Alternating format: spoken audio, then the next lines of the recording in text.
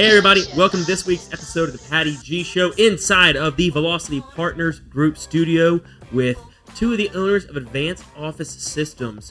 We talk military vehicles, we talk identity theft, we talk not your father's copier anymore, and so much more jam-packed in this great episode.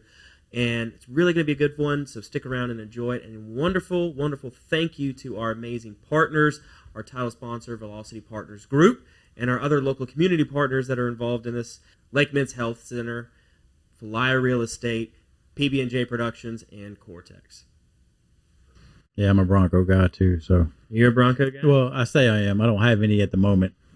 Had one years ago. What'd you have?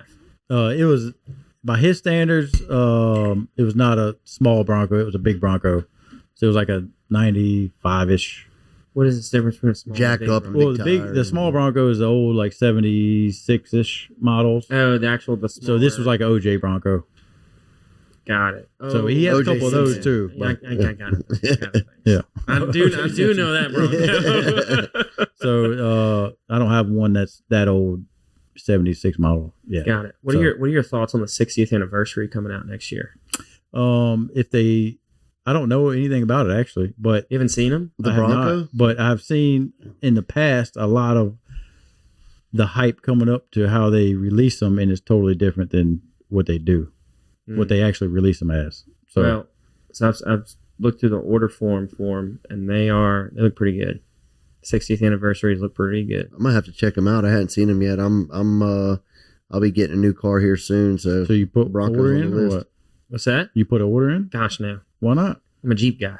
Are you? Yeah, he's a Jeep guy too. I used to be a Jeep guy. I got a Jeep too. What's your Jeep you got? I'm not proud of my Jeep because it has the minivan motor in it. It's a mall crawler. All right, what Jeep is that? It's a JK. Okay. If you know what that is, but it's 4-door Rubicon. Kind of built out, and What year? it's a 09. Okay. So So you built it out, lifted it, did all the fun things.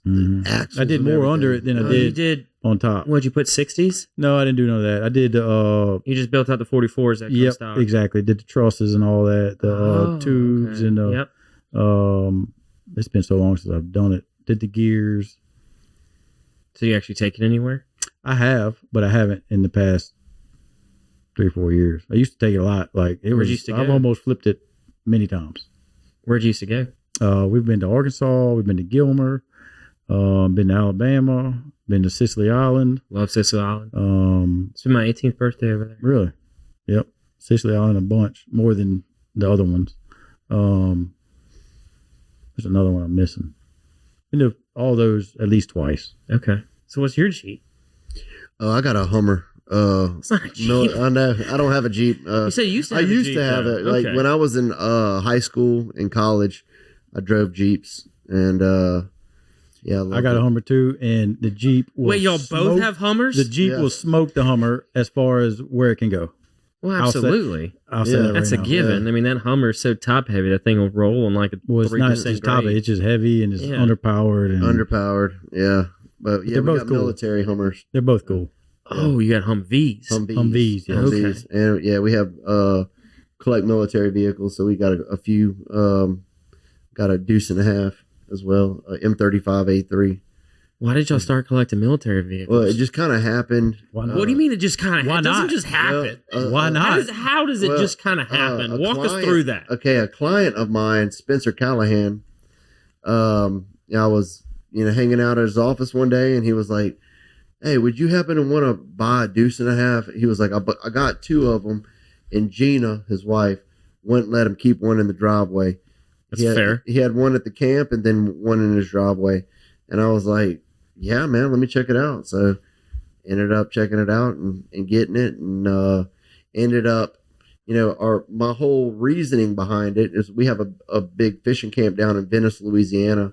We have another business down there, and my reasoning behind it was after Katrina, we were some of the first civilians down there, and we ended up having 6 or a bunch of flat tires, and we followed kind of the military in there, So I was like, look, we can get something like this and be able to get down there after the hurricane. But you know, I owned it several years before the flood of 2016.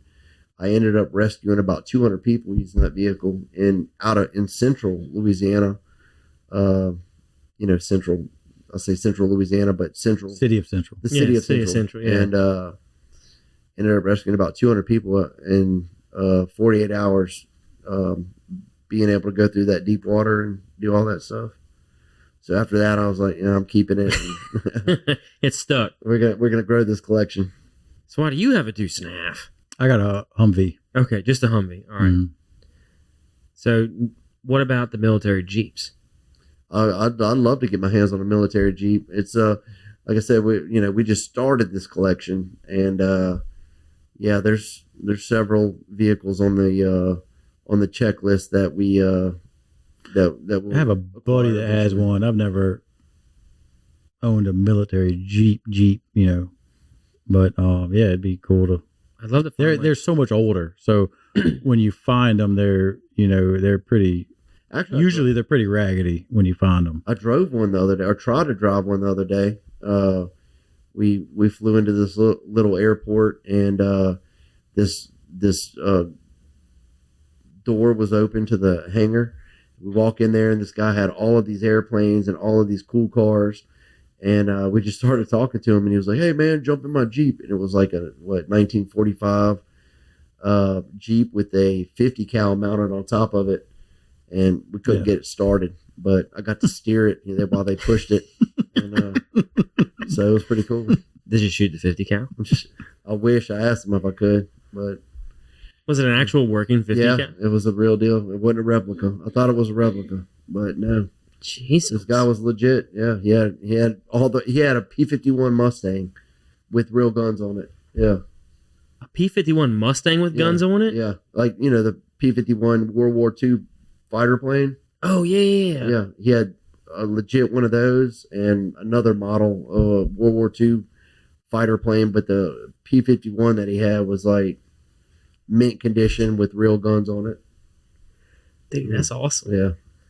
So when y'all aren't collecting military vehicles and driving Humvees, what do y'all do?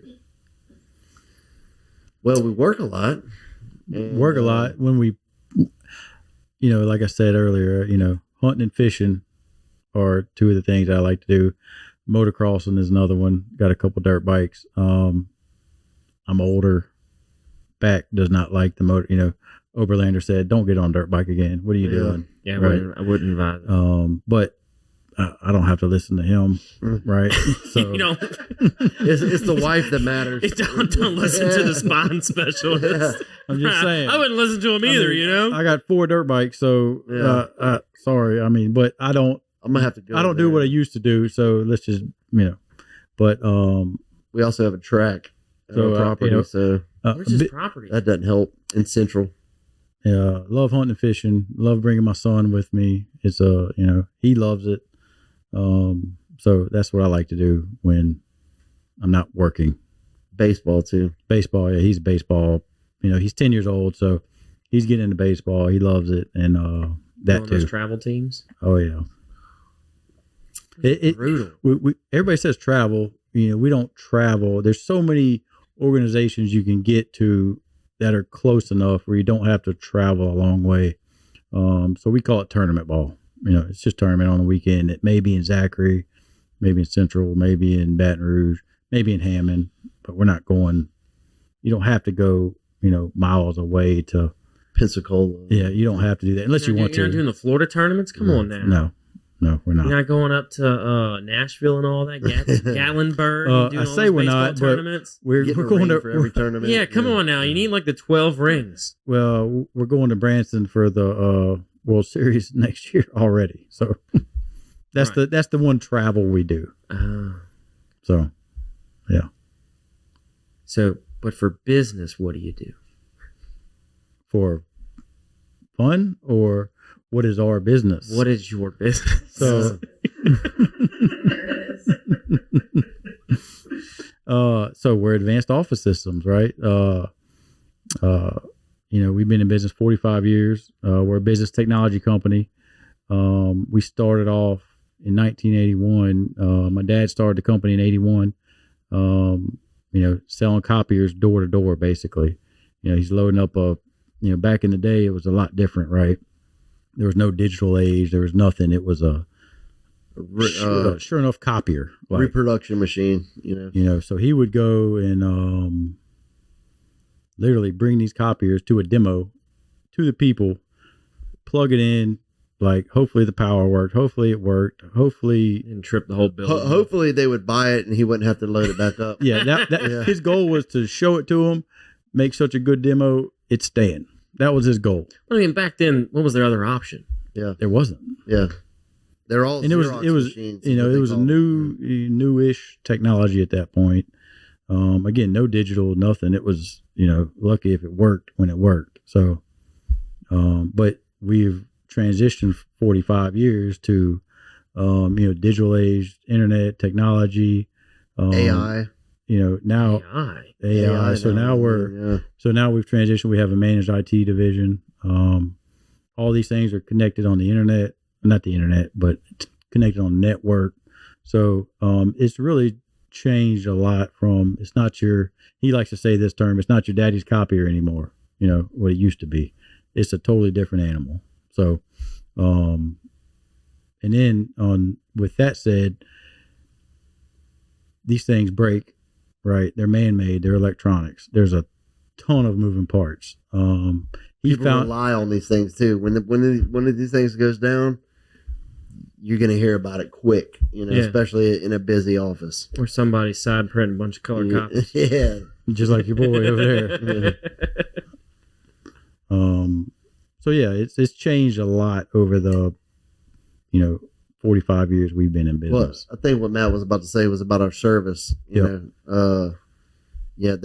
what, it makes us different from our competition is our service capabilities and ability to deliver on a very quick response time and having parts available. Because we're cleaning up right now on our competition who will leave a device down. They have to order the part. It takes a couple of days.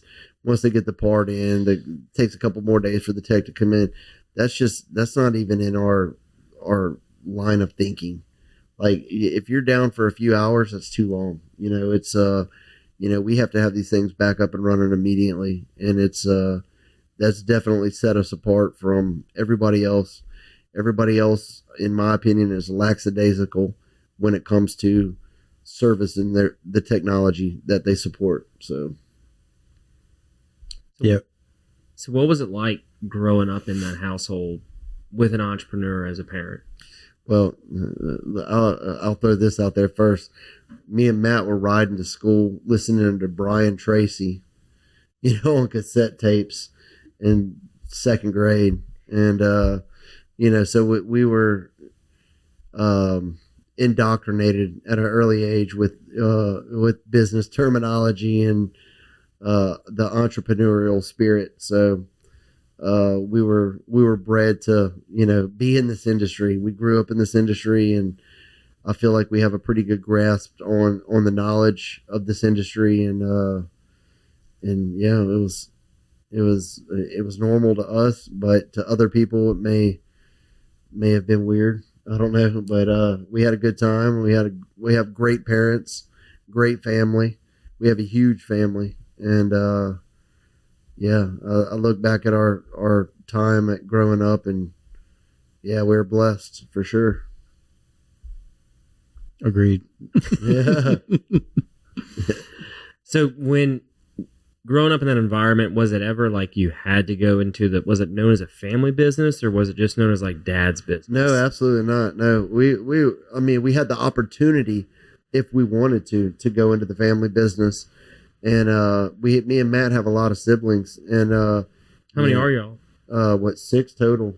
And so it's 3, me, him, and we got a younger sister, and then we got 3 half siblings as well. So, but everybody had the same opportunity. And but me and Matt were the only ones that really pursued the family business.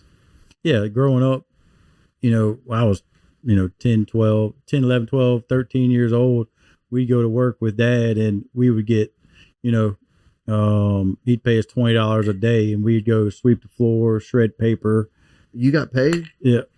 Right. You're a younger brother? No, I'm the older brother. Oh, that makes even more sense. Yeah. And we during the summer we would go, and he'd bring us, and sometimes we may even bring a friend, but mainly me and PJ, and we would go Sweep floors. Sweep floors, shred paper, do whatever a 13-year-old would do. Right. We'd get $20 a day, and this is find something to do. Yep. Yeah. And then we would half the days up, lunch is over, and we're 13, right? So we would walk to, and this is dating us, you might not even know this, but we're on Industrialplex, and we would walk to Skip Burtman's, which is around the corner. Skip Burtman's batting cages. I don't know if anybody remembers that, but we would go there. I would spend $10 and save $10, If I suspected, he probably spent the whole 20. If we were there. I think he spent 30. I don't know. Pull 10 of your I gave him the extra 10. Yeah. Those promissory notes been growing a long time. So, that's what brother tax. Yeah, during the summer, that's kind of what we did. Not daily, but we would do it a lot. Yeah. And that's just a core memory for me growing up in the business. Always being a part of it, and something he always said, like, to us, to him too, like, hey, you're part of this business. You're my son, but so that means you need to work extra hard. Oh yeah. Don't be in the back sitting down. There was no phones at the time. Don't be at the back sitting down doing nothing. Find something to do. Be busy. Be moving. Do something. Don't just sit there and wait for somebody to come tell you to do something. Right. So you definitely had the pressure of like people looking at what you're doing, and if you're going to be a bump on a log, or if you're going to be productive. So we always had that pressure. I feel like it added pressure. It wasn't a real pressure. He kind of made it a pressure. Like, hey, don't just sit here and do nothing. Do something.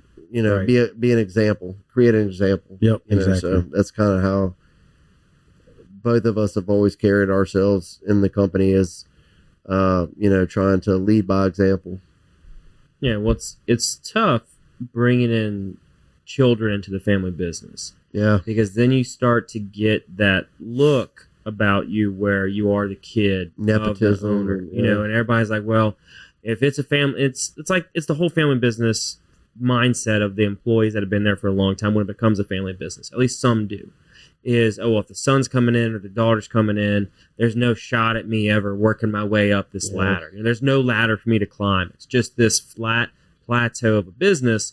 And then for y'all, it's almost kind of like your dad was like, no, you got to earn your spot. Like, this is not given to you. Nothing's given to you, which is, in my opinion, the better route to go, right? It's not this come in 100%. And, it's going to be yours. You just got to just pay your dues a little bit, and then, I'll turn the keys over to you, where he was just like, no, you got to come in and reverse that mentality for these folks and say, oh no, if they're here, they're busting their butt, Oh yeah. Yep. 100%. So at what point, like, did you know you wanted to do the family business as a career? I would say for me, it was early on. I always knew I wanted to be a businessman, and I would say high school. I knew, but I also knew that it wasn't going to be easy. If I chose that path, that I knew that path was probably going to be harder than any other path that I chose. But yeah, that's the path that, I think I set off on that in probably 10th grade. Wow. Yeah. So from 10th grade on, you're like, this is what I'm doing. Yeah. I would probably the same for me too. Early on is like something I want to do. And we have a sales guy that's still with us, has been with us for 35 years or maybe more. Yeah. His first job out of college, he came from Ohio State, but, he kind of, groomed us and taught us growing up. He was in the business, and, when I saw him, saw the checks he was getting at a young age, the lifestyle, it was commissions. Like, I can do that. Right. Yeah. I can do the same thing you're doing. Right. So, but early on, it was early, and later on, I wasn't privy to that when I was in high school, but, later on it was, oh, this is something we can do and something. I think it right. kind of happens. It's like early on, we're like, oh yeah, we can do this. Yeah, this is the route we want to take. And then after you're in it for a little while, you're like, you start, is this the life I wanted to do? Is this the decision? No, but it's, we've stuck with it, man. And it's, we've turned things around. We've built an amazing team. I think that's probably one of the things that I'm the most proud of is the team that we are building and have built up to this point and are continuing to build. And it comes down to working with people. And if you find the right people that you can work with, that can work with you, and magic happens. I mean, it's insane how much different things can be whenever you have the right people, Yeah, well, I mean, people can either make or break your organization. 100%. They can either go and run up against a disgruntled customer and kind of react the same way that they're getting treated, and then that whole brand is now tarnished. That's a good point. Because that customer has a bad experience, even though they were over the top and not really responding well to a circumstance. If you've got an employee that goes in there and says, I'm just going to meet you head on, that's not going to paint a pretty image for the organization. So you got to have those folks that can understand that sometimes what they're servicing could be the biggest issue or the issue that their anger comes out with, and it's got nothing to do with what they're doing. Absolutely. 100%. So did y'all both start out in sales? Like, was that what was the progression chart? That is a great question. The answer's no. Okay. So we both. I mean, outside of sweeping floors in high school, right? Yeah. So we kind of, we knew the people making the money at the company were in sales.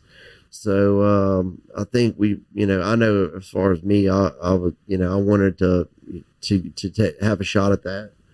So, that's how I got into sales, starting it off. And you learn so much about the company, like being in sales, and you learn so much about, who's buying your stuff and why they're buying it. And it's, I think I learned a lot through coming up through sales. And, I don't know what Matt's experience is with that, but I assume it's similar to that. No, yeah. We, when we were going through high school and through college and everything, we worked there at the company, not in sales, doing other things. So if we would be, we would set up machines, we would take machines out the box, copiers, take them out the box, set them up. We did that for quite some time. I was a delivery driver for quite some time as well too, through going through school. So, and then seeing that's when I, was starting to see the sales people and what they were doing. Like, man, that's what I don't want to be a technician or a driver or any of that. I want to do that, so that's kind of how I got started and wanted to do this, because I could have been a technician. I could have been a service manager if I wanted to go down that path. Right. But I saw the sales as being, again, what he said, where I wanted to go, where I wanted to be. So, it just made sense to, follow that path. So being able to set up machines and do that and being on that tech side helped me with the sales side as well, especially early on, Yeah. And we give, at our company, I want to create an environment that it doesn't matter where you start off at or where you're at. If you can, show us your value and prove your value to the company, then you can work your way up from sweeping floors to being, president of one of our operations. It's I want everybody to know that works for us that, you have the opportunity to do whatever you want for us. If you can prove yourself and show us that you can make things happen, and, we are open to whatever, we're wide open to, you come to me with an idea and and have shown me, your proven ability, then, we can talk, Yeah, no, I love that. So what are you've said the different divisions, and initially starting out just in copiers, where y'all kind of spread out right now? So again, through the analog age to digital age, now we're in internet and AI and all that fun stuff, right? So with that said, we, every time we go to an install, we're on somebody's network. We got to get on the network. We got to put the copy on the network. We got to make sure everybody can print and scan and all that fun stuff. There's a security liability, So we figured out, well, we're already doing their IT work for that specific installation. Why not do their IT work for the whole company? So we have branched out and started a managed IT division. That's been at least 7 years.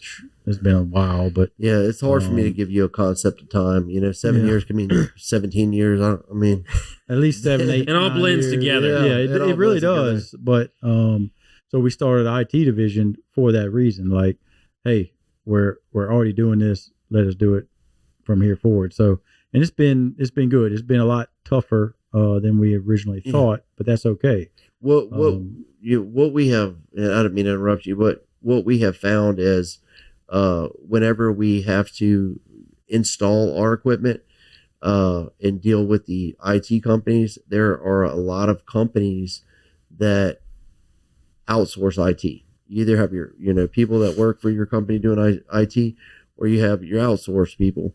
And we have dealt with both of those, and and what we do too, what we try and we do what we call co-sourcing. Basically, if they have an IT person and they got say 50 or 100 employees, that one IT person can't handle the load of 50 computers or 50 devices, or call it 50 employees with 100 devices, right? They can't handle that load all the way. So we help them co-source to get. We can step in to help them, to help them with their cybersecurity or with their remote monitoring tools or whatever it may be. We can help that one IT person, and we're a team to help that one person. So we're not trying to take the IT guy's job at all. Yeah. We want the IT guy there. He's our boots on the ground. He's our guy that knows the network better than we do because he's there every day, right? We just want to help him do his job better. And that's something that we do. We do it pretty well. We have a lot of companies that we co-source with and help them, make their IT more secure, make it easier for him to deploy what he needs to do, and also make them more secure. Yeah, ultimately, IT guys contact us, to have their back. Man, I'm kind of over my head in this. I don't know that this about security. So we try to fill that void, and then like I was saying, we have run across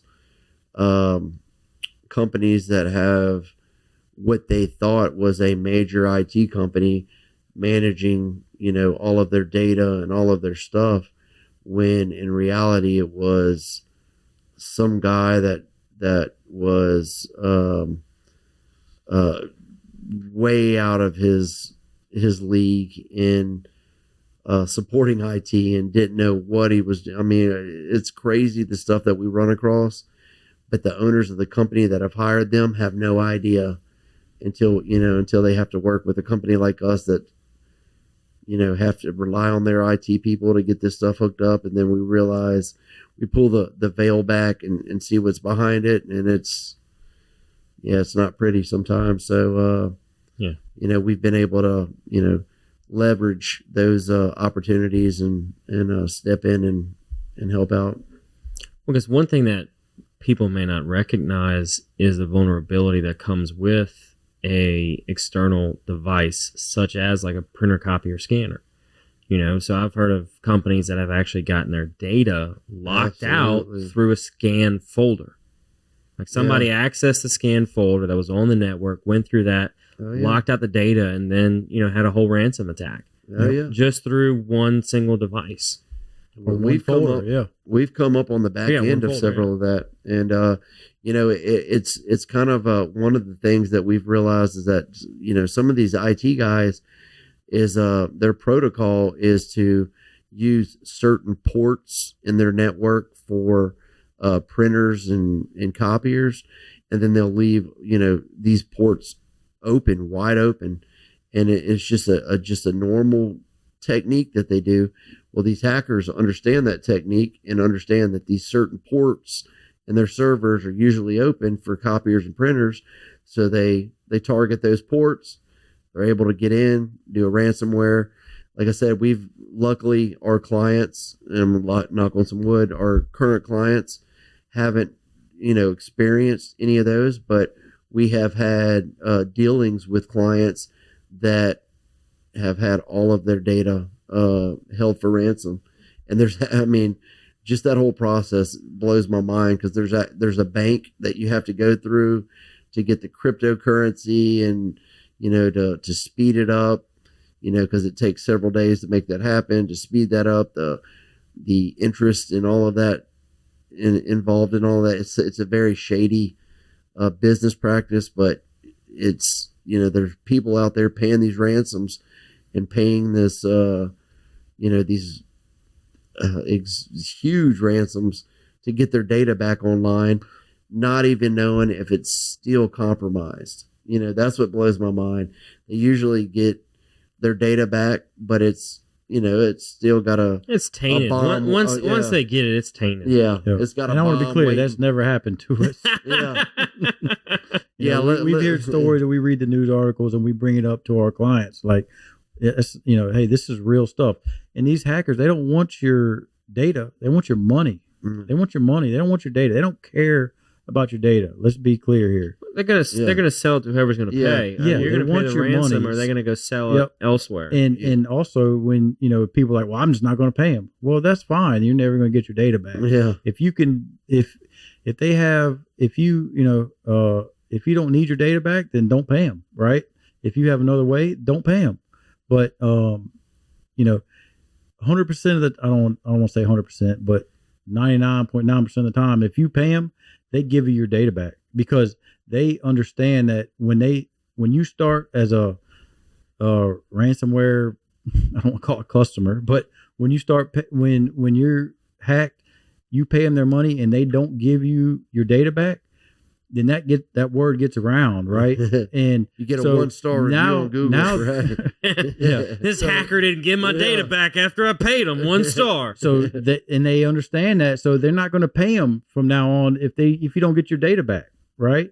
So, the hacker world understands that. So, again, they don't want your data; they want your money. So, if you pay them the money, they're going to 9 times out of 10 or 9.9 times out of 10, you're getting your data back. But untouched. then that data has to be scrubbed. Untouched, generally speaking. But you're also paid them however much, a lot of money for it, right? Yeah. This episode of the Patty G Show is brought to you by Cortex. Cortex is the trusted technology partner for small businesses across Louisiana, delivering managed IT, cybersecurity, and smart strategies to help you leverage AI without the confusion. I mean, aren't we all confused by AI nowadays? As a locally owned company, we understand the challenges Louisiana businesses face and provide tailored solutions that keep your operations secure and efficient. Whether you're looking to strengthen your cybersecurity or explore how AI can give your business a competitive edge, Cortex is here to help. Be sure to mention the Patty G Show and receive a free cybersecurity risk and analysis to see where your business stands. Because they don't want you to pay them and then you don't get your data back, right? Because now the next ransomware is like, well, I paid, I heard in the news, this person paid me and they didn't get their data back. I'm not going to pay you. That's not what they want. They want your money. Yeah. Does that make sense? We usually get the phone calls after they've been hacked. Like, how can you help us?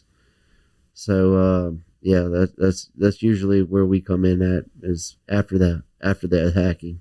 So then, what do you do in that instance? Well, we have a few different products that we use that scrubs their data, that looks, for how the hack has actually happened. or where the breach occurred, and then we go from there. Whether it's revising their data and putting it in some more secure systems, or just setting that data aside and only pulling stuff that you need when you need it. There's a lot of different ways to handle it. Speaking about it at a high level is kind of out of my wheelhouse, but it is it's something that we have been seeing a increased frequency of. So we have programs that we offer all of our clients. Actually, if you are any of our clients, you receive emails from us that explain the latest updates and the latest techniques to adhere to prevent the hackings and in addition to that too, we have if you're an IT client, we strategically will send out phishing emails that are fake, phishing, whatever you want to call it, as a training exercise to whatever client we're dealing with, that they're fake, they're made by us.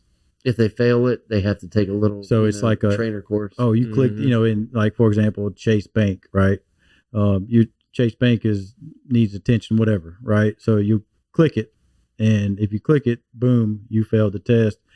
Here's how to not fail the test next time. Here's what to look for. Here's how to not click on these phishing emails that because we can do all the cybersecurity we want, right? The one thing we can't take control of is the human operating system. There's no 100%. It's a moving target. No 100% way that we can say, as an IT company or a copier company or anything, 100% you're covered. No, nobody can say that. Nobody can. And if they say that, they're lying. There's it just can't happen because of the human element of this. Because they're going to click something whether they know it or not, and it's going to happen. Or they're going to plug their iPhone up to the USB port in their computer that has something that was texted to them. Or there's just so many ways for these things to get the human operating system. You can't figure out. Well, and even in the dual factor world, you still have the human component that can make the system compromised. So, for example, I've seen folks be able to send a link to a data room or something, right? And so they click on the link to the data room, and it requires them to go through dual factor. So it feels secure. It feels authentic. Looks right. And then as soon as they do their dual factor, whether it's Microsoft Authenticator, Duo, Google Authenticator, what have you, as soon as that happens, they capture that token. Yep. And then now they're in, right? And so now they're able to replicate that across multiple IP addresses, and now they've got your emails, and now they're looking at inside your email. Most of the time they're in there for 4 months before they make an attempt. Yeah, I've seen it. I've seen some folks have it happen to them where it was like almost within 2 or 3 hours. Yeah. Where they then set up a rule that flagged emails with certain words in it, and it stuck it into a different folder so then they can intercept it. Then I've seen them create fictitious URL and domains based off they pay me here based off of a procedure that's normal, right? Yep. A normal operating procedure, and they change 1 or 2 characters in the email, and then it's sending like a legitimate request. Mm-hmm. Hey, send it here, and then they send they've created fictitious invoices that all look legit and everything, in hopes that you're going to get it and send some money somewhere. Oh yeah, yep. So your human element you never will be able to solve. Yeah, absolutely. And I would say as humans are involved. Yep. And I would say, if you have a not weird, but always make a phone call. Like, a phone call will save you hundreds of thousands of dollars. But to a known person. To a known person. Because I've had folks where they had an email say, call so-and-so to verify the wire instructions, and they call that person, and they go, is this so-and-so? Oh, yeah, this is so-and-so. Okay, and then they read, and it matches. But it's got to be, it's like they're so it's gotta be someone you know and someone you deal with on a daily basis for that phone call. It's not like, call so-and-so in a different division that you never talked to before. It's got to be someone that you've talked to make that work, to verify it, right? So there's all of that going on. It's so wild. what they can. And with AI is even worse. Like you can make, my voice probably from this podcast, somebody can take my voice and replicate it and say, hey, go make this payment to XYZ for this trade show coming up or whatever it may be. Yeah. And look, boom, Jay they'll took do my it. voice. I did a whole podcast on dinosaurs. Right? It was incredible. And I don't know if you're lying or not. no, I'm serious. He took my voice, ran through an AI reader. Think about it. There's 300 plus hours of my voice out there. And so he was able to take it and have it scan a couple of episodes, regenerated my voice, and did a whole podcast of me just talking about natural. Various dinosaurs in normal inflection, normal everything. Wow. And you listen to it, it's like, yeah, this sounds pretty much like me. Now, my wife listens to it and she goes, "This isn't you." But it's like, okay, well, no one else is listening to my voice as much as you are, except Jay. But it's like, that stuff's out there. It's real. Just like, and even doing like fake videos now is bigger and bigger. Being able to see anybody naked. Basically, you put anybody's face on it. You had to go to that one. No, the reason I say it, recent court case. It's here. It's local. Yeah, it's a local court He's referencing the local court case, the local high school that happened. Right, past guest of the show was the attorney that tried it. Yeah, that's what he's referencing. There is no limit to what can be recreated now. I mean, there's no limit. So it's a scary time, and it's a exciting time at the same time. So what are y'all doing in AI? You mentioned a little earlier, dabbling in it. Yeah. Okay. Well, AI is like the start of the internet. Did you know the start? Yeah, the beginning of the internet. It's like we couldn't conceive. You can't understand. We couldn't understand where whenever the internet first came out, we didn't understand where it would bring us or where we're at now. We couldn't have even thought of the concepts, really. But we're using AI everywhere that we can possibly use AI to understand it better, to understand how we can sell concepts of it or integrate areas of our business with it. Just simple meetings using an AI listener. What is the Wave AI? Wave app on your AI. phone. You can start it. Y'all probably heard of it. Use one similar, and I heard of Wave. And it just basically outlines everything. I mean, in a very better than we could take notes about it. Yeah, obviously, and it can understand who's talking. So whose note it will, who's speaking of whatever subject, and it just will outline it, and just starting off with that simple things like that. We're trying to get all of our employees up to speed with AI just by starting off with the note taking portion of it. We have a product that's called Laserfish, and it's basically it's a data repository for all of your documents. So you can, several years ago, what it was scanning in your documents and then storing them, just mass scanning them.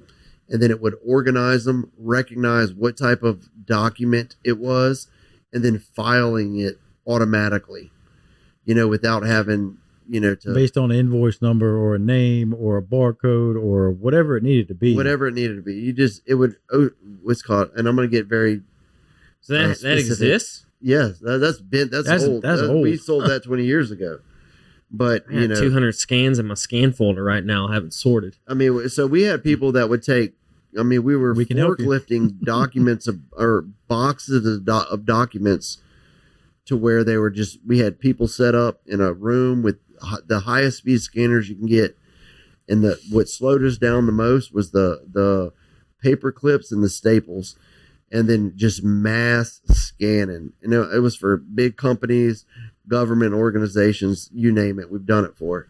And they're just mass scanning documents. And we would use a feature called OCR, which is optical character recognition.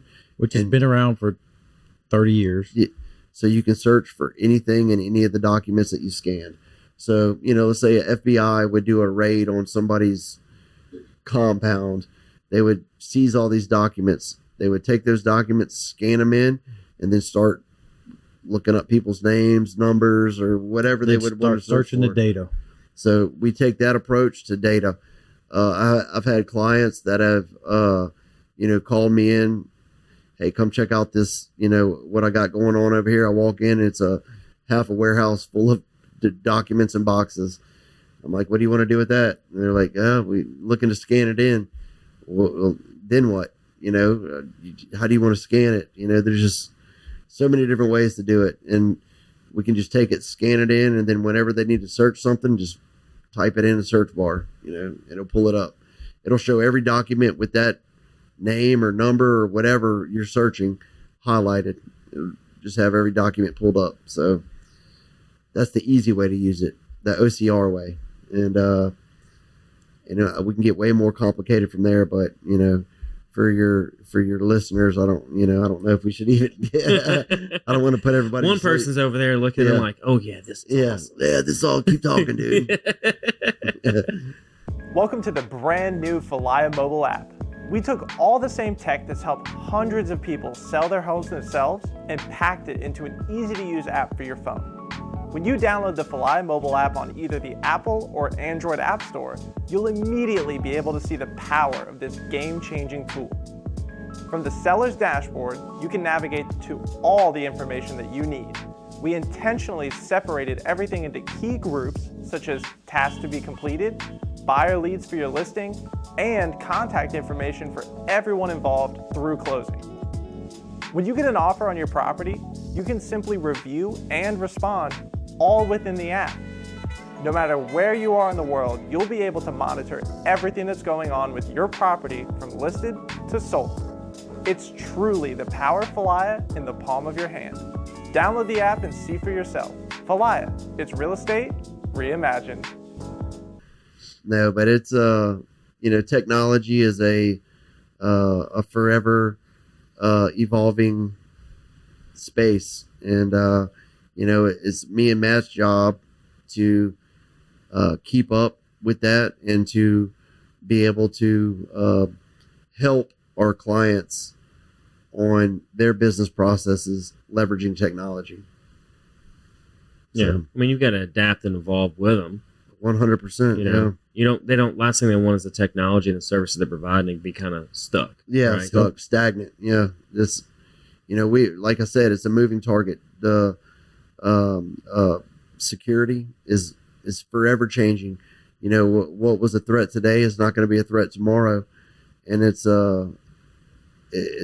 you got to be on top of it. You can't just say, hey, this is the solution. This is what it's going to be for the next 5 years. No, it's as soon as you think that you have something solved as far as the technology security, it's going to be changed. So you have to have that mindset, and nobody can guarantee 100% that something is going to be secure if you're using a computer or on the internet. It's not possible. Yeah, I mean, so long as you've got a human on the other side. Yes. Yeah. Something's going to happen. Trying to do a layered approach. There's Approach, 3, 4, 5 layers you can do before it gets to that human click. Yeah, I mean, you can do some email sorting, some email kind of pre-scanning to make sure that, you don't get an email from this. We're going to hold this email hostage because we think it's, not good or what have you. Yep. So, yeah, there's pre-filters and all that stuff. But also, like, at the end of the day, you don't know necessarily if somebody else's email got hacked, right? So that helps them from like the domain change. Mm-hmm. But it's what happened if somebody else has a breach. Yep. Because now we're trying to conduct business relying on everybody else's security. Yeah. You're relying on the person that sends you that email to be secure. And that email might be a phish. It might be fake. And it's coming from their email. It's legit coming from their server because that hacker has been in there for 60, 90 days and waiting for their opportunity. They know what's going on. They know you're going to a trade show or you're going out of town or something, and they'll send an email and say, hey, I'm out of town. I need you to go send this wire transfer of $2,500, $25,000, $50,000 to here. hurry up and do it. There's a time sensitive element to it. And if the person at your office doesn't understand what's possibly going on, they're just going to do it because they think it's you. 100%. And I've seen a local scenario here where somebody went out of town and someone somehow either hacked their home computer or hacked some database that had their signature and their driver's license, and ended up listing a piece of property they owned for sale. Jeez. Ran it through a legitimate realtor, and the realtor had no listed it. And it was vacant land, right? So it's not a house or anything like that. It's vacant land, so nobody else to go see it, right? You know, like if I list your house for you, I got to meet a realtor there. They got to walk around. They got to take photos and all that stuff. Vacant land, drive by, click, dude, done. There's so much of that. And they put a sign in it and everything. And it wasn't until the owner got back, who thankfully lived like right down the street or something like that. Wow, there's so and many. Was like, that's my property. Why is that for sale? And sure enough, it was somebody was hacked in, forged their signature, and it's like you couldn't tell. You know, I don't know if they had phone calls or anything, but that's, you know, to your point. Pick up the phone, call them, say, hey, I got your number. This is so on and so forth. I'm just making sure this is all legit. It's like things are starting to take more time now because of the advancement of technology.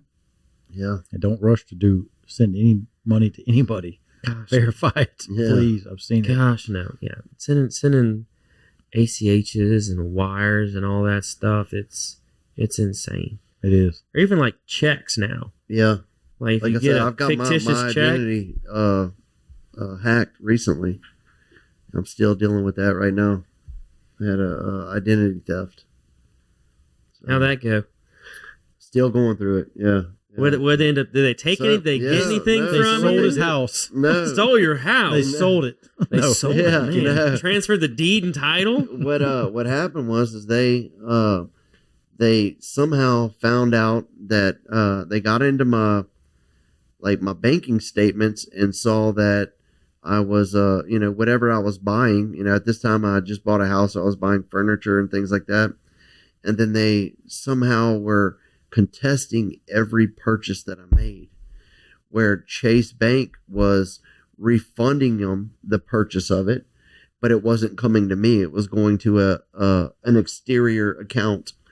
And then after 30 or 60 days, so I didn't know about this for... Because you're not getting any money. Yeah, I'm not getting any money for it. I don't even know that any of these purchases have been contested. So Chase Bank was refunding them. I wasn't getting the refunds for it. And then after 60 days, these companies that I had been purchasing stuff from, got their money back because Chase had reimbursed me. They contested the reimbursement, and so Chase paid them back. So which came out of my account. So I'm like, wait, what is going on? You got double whammy? You're double paying for this furniture. Yeah. Triple paying. Yes. $200 sofas all of a sudden $6,000. Yes, dude. I mean, that's exactly what, I actually caught it on rugs that I had bought. And I saw that it was, I didn't look at my bank every day, but when I looked at it, I saw a reimbursement, whatever the reversed reimbursement is called. And I'm like, what is this? So then I called Chase and I started looking deeper into my bank account and I see buku of them. And, so somebody had hacked my identity and created a path for them to benefit off my every purchase I made and contesting it. So be careful on that. That's the new scam. Yeah, I haven't heard of that one. Yeah. I've had somebody have their identity stolen and somebody purchased a car in their name and then borrowed money on the car in their name. Oh, yeah. And then defaulted on the loan. Of course. And so then collection letters were going sent because they had the driver's license. So it was going sent to the home address. Yeah. And they're very sophisticated, man. Anything, Had somebody else back during COVID pull out a PPP loan in somebody's name. Yeah. Using their social.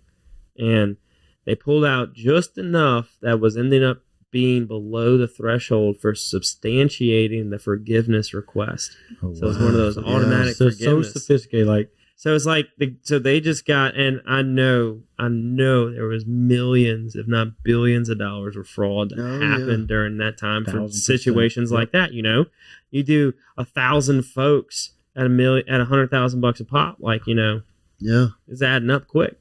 Oh yeah. So gotta be safe out there, man.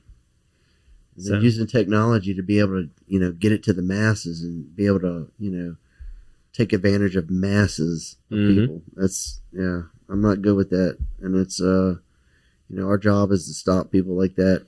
Unfortunately, it's coming a lot from Iran and China.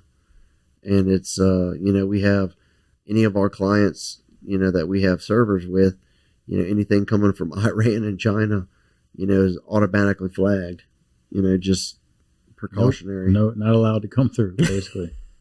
On the firewall. The whole, you got a whole IP wall on the whole on the whole country. Pretty much. Yeah. Jeez. Yeah. Everything coming from there is nefarious in the IT world. Yeah. So that's interesting. Thank you to our wonderful sponsor, Lake Men's Health Center with Our Lady of the Lake Physicians Group.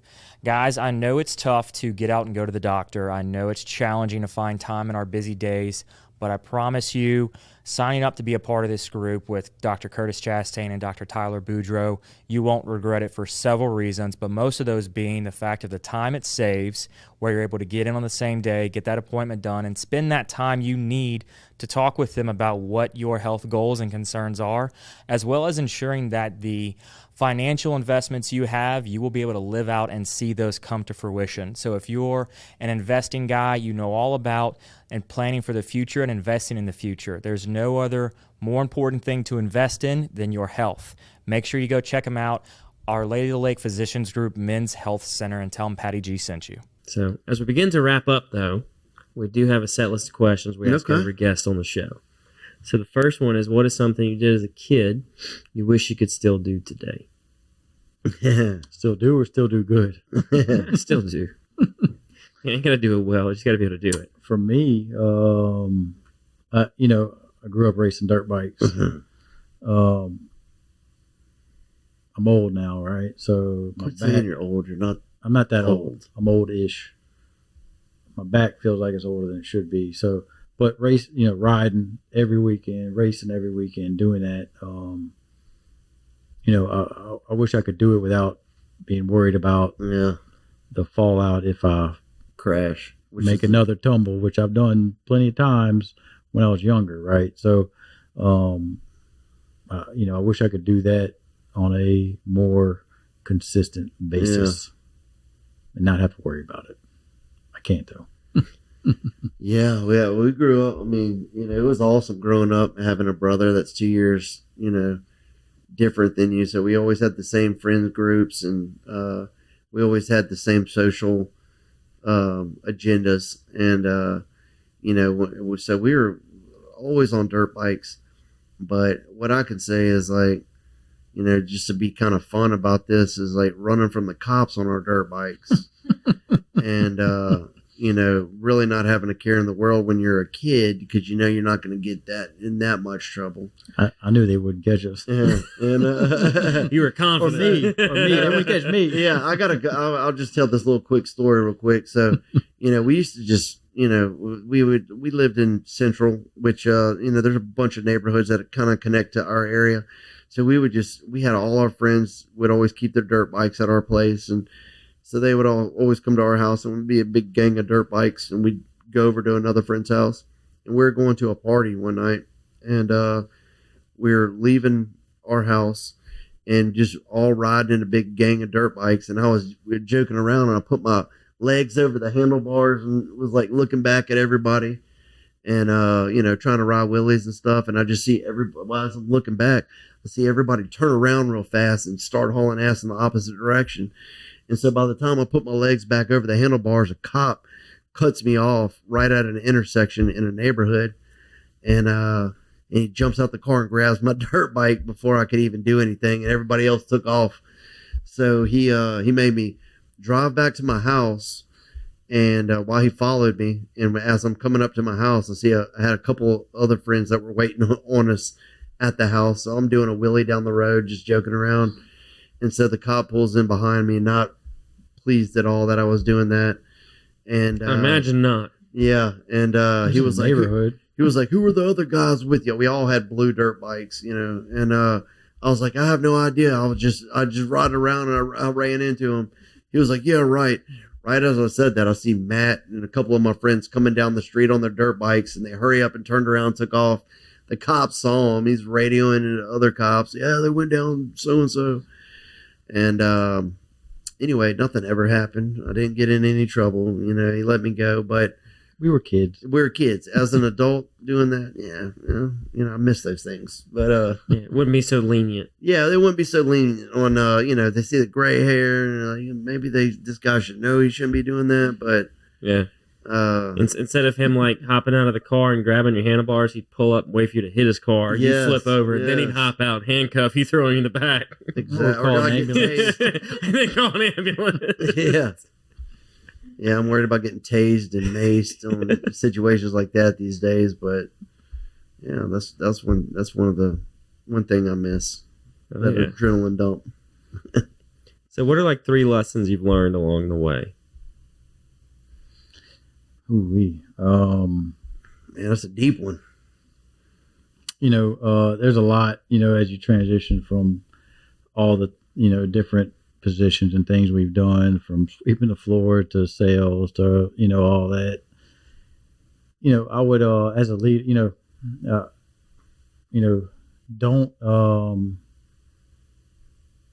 you know, as Ronald Reagan would say, you know, trust but verify, right? Trust somebody but verify what they're doing would be one of the big things. Like, you know, don't just, you know, trust them, but verify what they said, verify what's going on in the situation, right?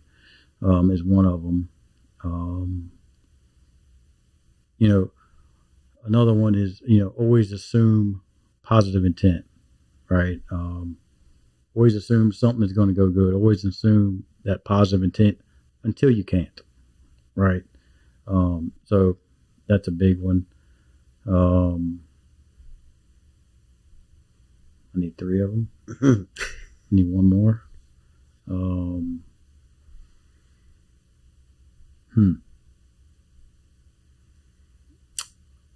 Another one, you know, as a leader, as a, you know, somebody coming up, you know, there's always somebody looking at you, right? You know, there's always, no matter if you think there's not, there's somebody looking at you, whether it's a client or a employee or even a family member or a friend, or maybe it's a child of a friend or something. You know, there's always somebody looking at you, whether you think it is or not, you know. And, you know, I don't feel like I'm that important that somebody's always looking at me, but there always is, right? You know, and it's always how you conduct yourself and always how you get things done or don't get things done. People notice, or people, you know, base their decisions and how they are on, you know, how you conduct yourself. So, you know, that's a big one too.